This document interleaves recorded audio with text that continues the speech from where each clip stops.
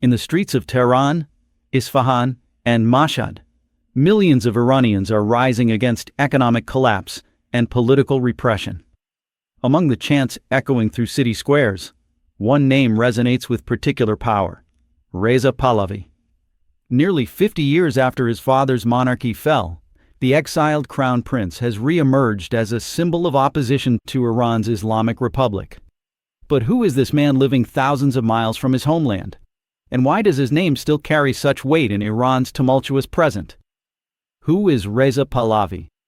Reza Pahlavi was born on October 31, 1960, in Tehran, Iran, to Mohammad Reza Shah Pahlavi, the last Shah of Iran, and Empress Farah Pahlavi. He was officially named Crown Prince in 1967 at the time of his father's coronation, becoming the heir to the peacock throne. As a young prince, he lived a life of privilege, attending a private school within the walls of Niavaran Palace in northern Tehran. In 1978, at just 17 years old, he left Iran for jet fighter training at Reese Air Force Base in Texas. Little did he know that this departure would mark the beginning of a lifetime in exile. The following year, in 1979, his father was overthrown in the Iranian Revolution, led by Ayatollah Ruhollah Khomeini, and the monarchy was abolished. The revolution transformed Iran from a monarchy allied with the West into an Islamic Republic. In 1980, following the death of his father in exile in Cairo, Egypt, 20-year-old Reza Pahlavi declared himself Shah of Iran, styling himself Reza Shah II. He actively participated in political activities opposing the Islamic Republic from abroad, though the United States government quickly disassociated itself from him. Despite being forced to live in exile, Reza Pahlavi's commitment to Iran endures. He completed his higher education with a bachelor's degree in political science from the University of Southern California in 1985. He married Yasmin Etemad Amini in 1986, and they have 3 daughters, Noor, Iman, and Farah.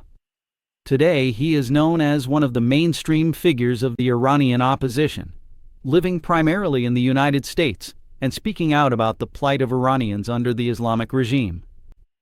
The Pahlavi era: when and how long they ruled. To understand Reza Pahlavi's significance, we must first understand the dynasty he represents. The Pahlavi dynasty ruled Iran from 1925 to 1979, a period of just 54 years that would transform Iranian society.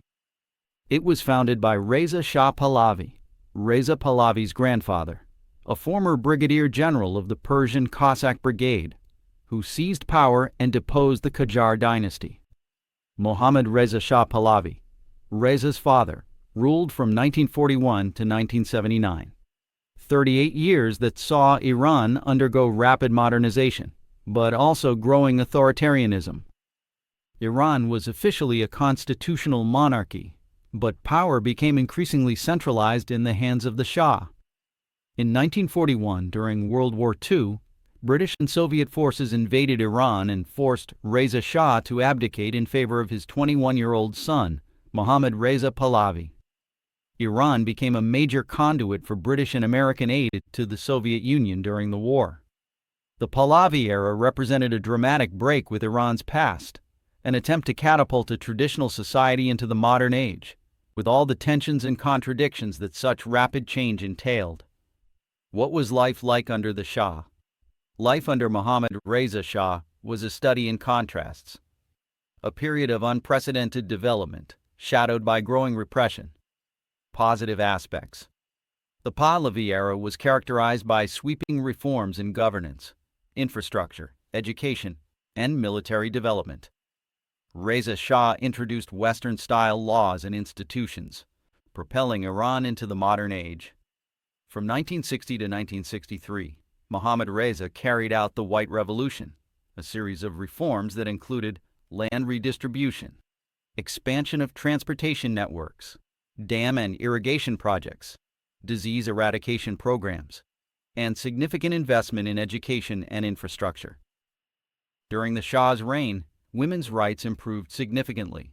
The urban and secular middle class grew quickly. Many universities and educational foundations were established, and young people from lower and middle classes received funding to study in the best universities in the West. In subsequent decades, per capita income for Iranians skyrocketed, and oil revenue fueled an enormous increase in state funding for industrial development projects. Iran became a key U.S. ally in the Middle East.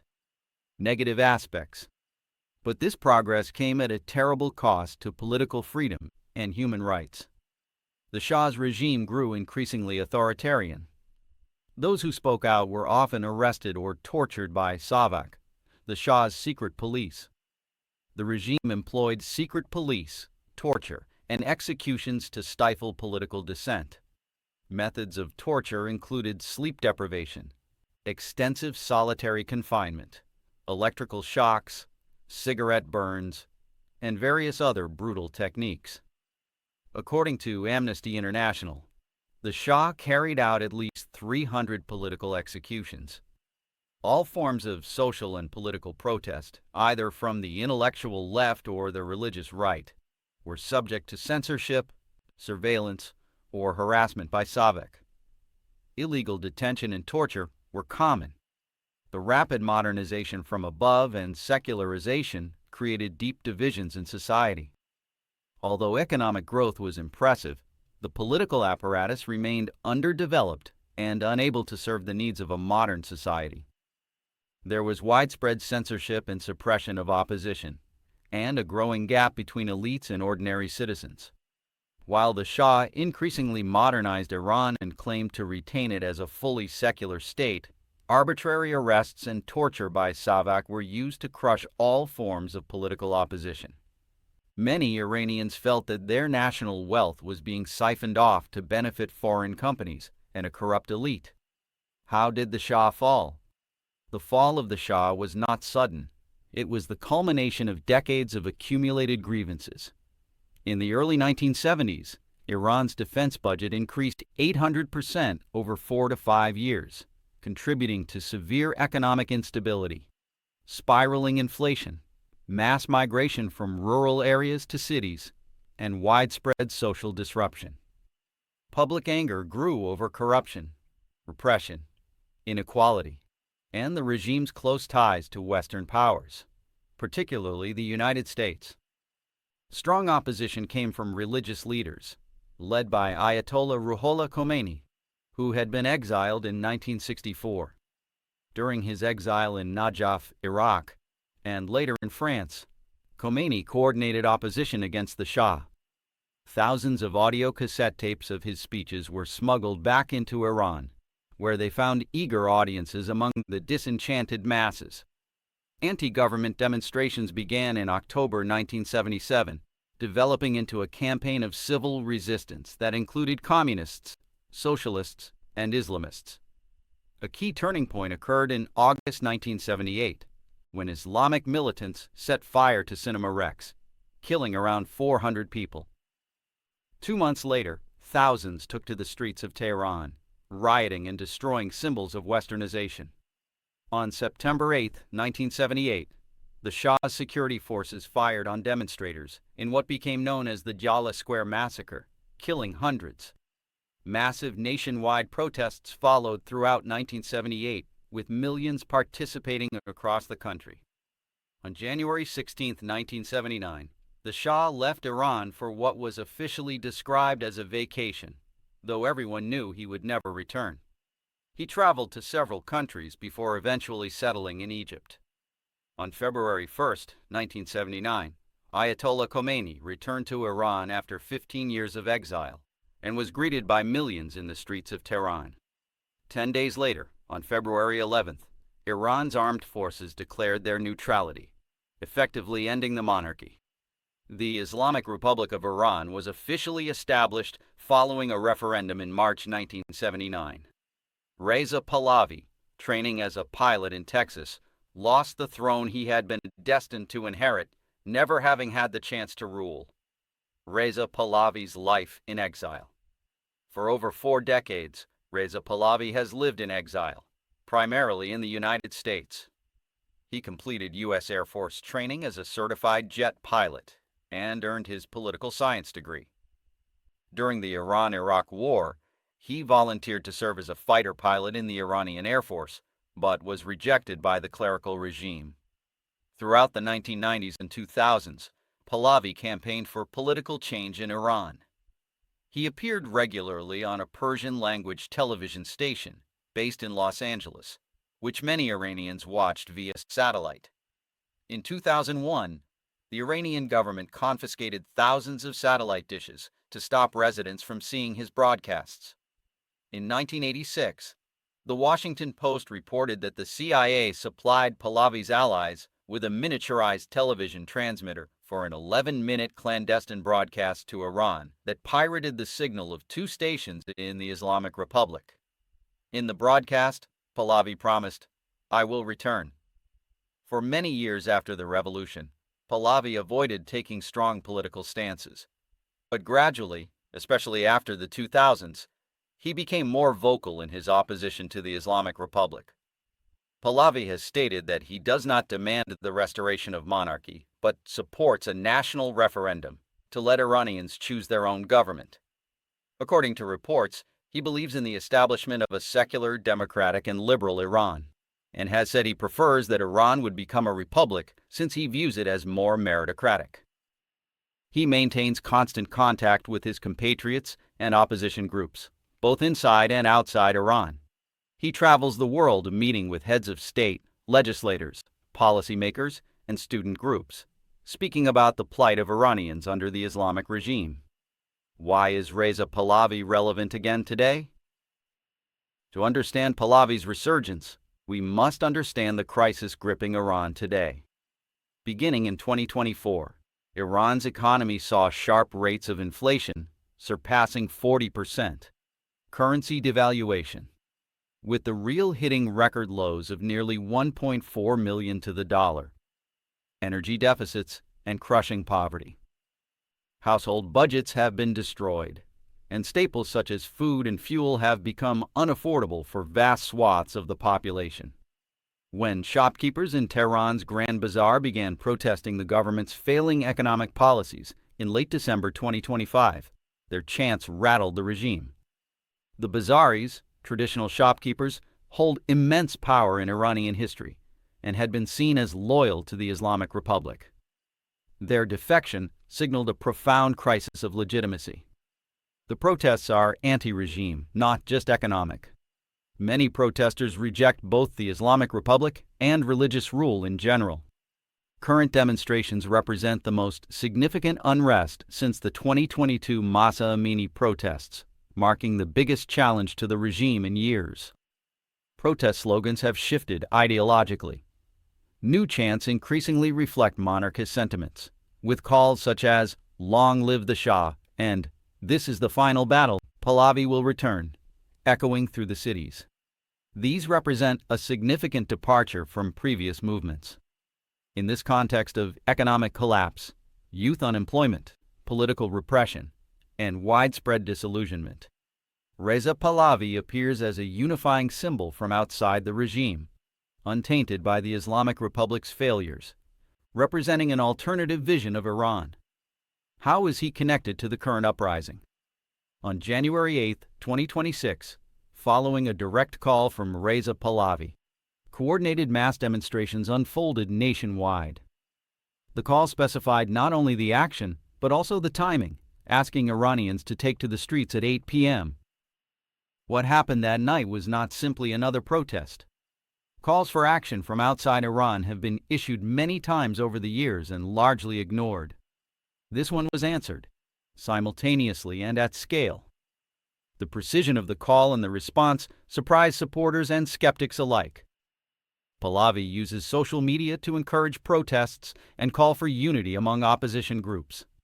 He urged demonstrators to continue public street protests, carrying the pre-1979 lion and sun flag and other national symbols to claim public spaces as your own. In his messages, Pahlavi called for strikes in key sectors of the economy, especially transportation, oil, gas, and energy. He urged protesters not merely to come to the streets, but to prepare for seizing the centers of cities and holding them. Although largely leaderless at first, the protests escalated dramatically following Pahlavi's call. Despite the government's internet shutdown and telephone service cuts, protesters organized and took to the streets across all 31 provinces and more than 130 cities. Footage verified by international media showed mass protests with demonstrators blocking roads and setting fires in the streets. In the videos, protesters shouted slogans such as "Death to Khamenei" and "Long live the Shah." However, it's crucial to note that while Pahlavi has become a prominent voice, the movement itself is not officially led by him. The protests emerged from grassroots economic desperation and political frustration, with Pahlavi serving as one focal point among many opposition voices. Who supports Reza Pahlavi? Inside Iran. Younger generations in Iran, born decades after the Shah's rule ended, have grown up under a different experience: social restrictions and brutal suppression by the Islamic Republic, and economic turmoil under international sanctions, corruption, and mismanagement. Support appears strongest among secular youth who seek a non-religious alternative to the Islamic Republic, middle-class urban Iranians frustrated with economic collapse, and some protesters nostalgic for the perceived stability and prosperity of the pre-1979 era. From the outset of the current protests, calls for Pahlavi's return have been explicit and widespread throughout Iranian cities. Content linked to him has consistently generated high engagement across Persian-language social media platforms. Outside Iran, Los Angeles is home to about 600,000 Iranian expatriates and has long been a monarchist stronghold.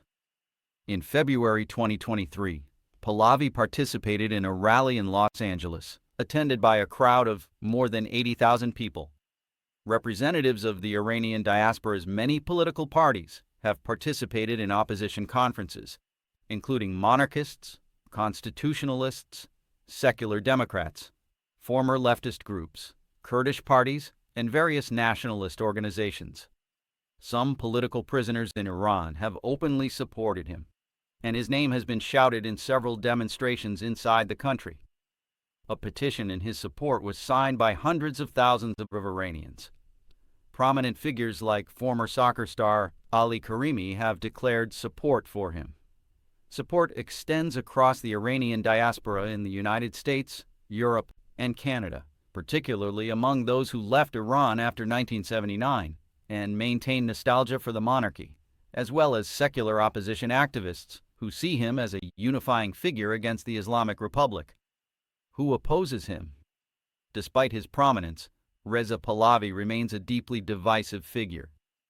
Reza Pahlavi has indubitably increased his clout and has turned himself into a frontrunner in Iranian opposition politics, said scholar Arash Azizi. But he also suffers from many problems. He is a divisive figure and not a unifying one. Hardline supporters of the Islamic Republic. The clerical regime views Pahlavi as a Western-backed threat and has branded protesters who support him as enemies of the state. Iran's Attorney General has declared that participants in the unrest would be considered enemies of God, activists who fear return to authoritarian monarchy. Many activists, particularly those on the left and from reformist backgrounds, remain skeptical of Pahlavi's leadership due to bitter memories of his father's authoritarian rule, concerns about Savak's brutal legacy, and fear of returning to a system where political freedoms were suppressed.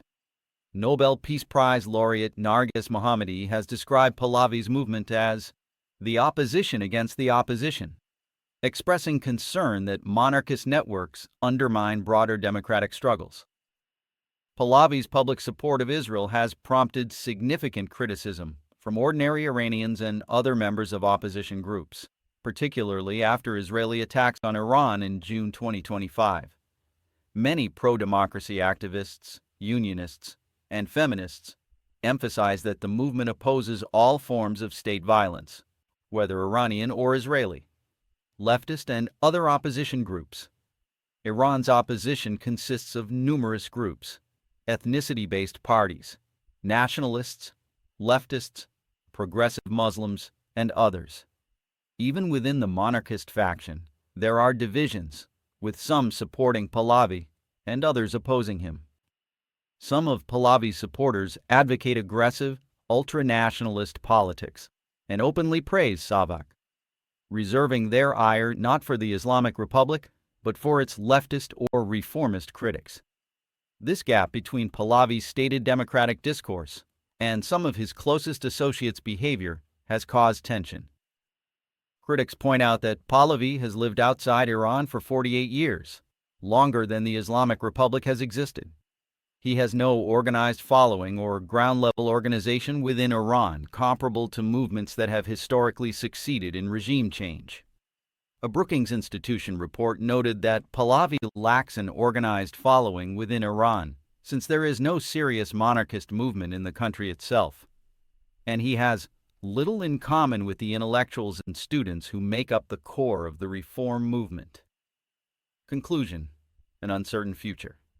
Nearly 50 years after leaving Iran as a teenage prince, Reza Pahlavi has re-emerged at a critical moment in his homeland's history. Whether as a genuine alternative to the Islamic Republic or as a symbol of nostalgia for a troubled past, his prominence in the current uprising cannot be denied. Thursday night, January 8, 2026, marked something significant: a visible crossing of a political threshold. A successful act of political command from exile. The question is no longer whether Iranians are searching for an alternative or whether a leader could emerge. Both questions have been settled for now. A focal point exists, and the regime is forced to reckon with it. Yet profound questions remain. Can a man who has never governed lead a successful transition? Can someone who has lived abroad for nearly 5 decades truly represent the aspirations of Iranians who have endured 4 decades of Islamic Republic rule? Can the wounds of his father's authoritarian legacy be overcome? As Pahlavi himself wrote, "Their message is unmistakable.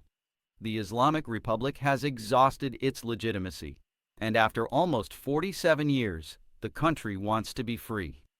Whether that freedom will come through Reza Pahlavi's leadership, through a broader coalition of opposition forces, or through paths yet unknown, remains one of the most consequential questions facing Iran and the Middle East today. What is certain is that the Iranian people, after decades of repression and economic hardship, are demanding change, and the world is watching to see what comes next.